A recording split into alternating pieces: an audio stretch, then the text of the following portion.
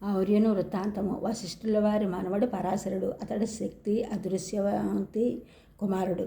తన తండ్రిని రాక్షసుడు తినేసాడు అని ఒకనాడు తల్లి ద్వారా విన్నాడు. దుఃఖంతోనూ కోపంతోనూ దహించిపోయింది అతని హృదయం. తన తపశక్తితో లోక సంహారం చేస్తానని నిర్ణయించుకున్నాడు.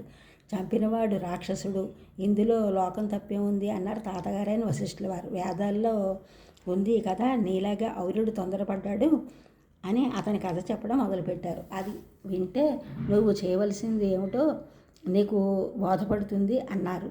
ఆ రోజులో కృతవీరుడు అని ఒక రాజు ఉండేవాడు. అతనికి భృగువంశస్థులైన భార్గవులు పురోహితులుగా ఉండేవారు. కృతవీరుడు ఎన్నో యజ్ఞాలు యాగాలు చేసి లెక్కలేనంత ధనం వారికి దానంగా ఇచ్చాడు. అతడు కొంతకాలాన్ని కాలం చేయగా మోసం చేసి మన కృతవీరుడిని ధనం దోచుకున్నారు భార్గవులు. వీళ్ళ పని పట్టాలి అని భార్గవులను నానాహింసలు పెట్టారు రాజబంధువులు. వాళ్ళంతా భయపడి ధనం అంతా తిరిగి ఇచ్చేశారు. కొందరు మిగతా బ్రాహ్మణులకు పంచిపెట్టారు. కొందరు వాళ్ళ ఇళ్లలో పాతిపెట్టారు.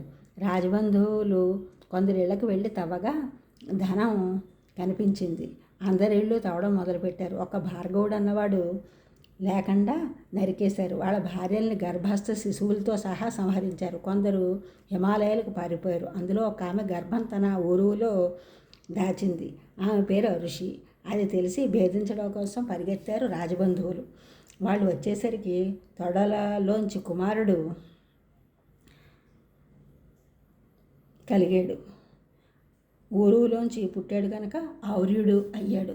ప్రళయకాల సూర్యబింబంలా తేజస్సుతో ఉన్నాడు. అతని తేజస్సు చూసి కళ్ళు పోయే గుడ్డివాళ్ళు అయ్యారు రాజబంధువులు. దారి తెన్ను తెలియక హిమాలయాల్లో తిరిగారు, అడవుల్లో తిరిగారు. చివరికి ఔర్యుడి తల్లి దగ్గరికి వచ్చి తన నేత్రదానం చేయమని ప్రాధేయపడ్డారు. మీ కళ్ళు పోగొట్టింది నేను కాదు, నా కొడుకు.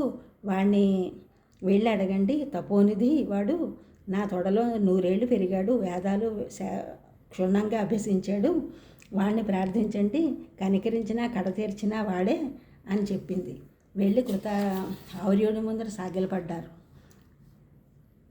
అతని దయవల్ల కళ్ళు తిరిగి వచ్చాయి. తన వంశస్థులు నాశనపోయిన అయ్యారని దుఃఖించాడు. ఘోరమైన తపస్సు చేశాడు. లోకాలు గడగడలాడాయి.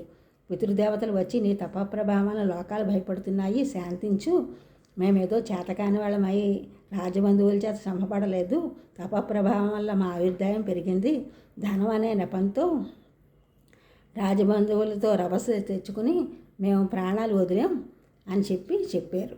ఈ ఛానల్ చూసిన వారందరూ కూడా సబ్స్క్రైబ్ చేయండి, షేర్ చేయండి, లైక్ చేయండి, కామెంట్ చేయండి. సబ్స్క్రైబ్ చేసిన వారందరూ కూడా కృతజ్ఞతలు. షేర్ చేసిన వారు, లైక్ చేసిన వారు, కామెంట్ చేసిన వారందరికీ కూడా ధన్యవాదములు.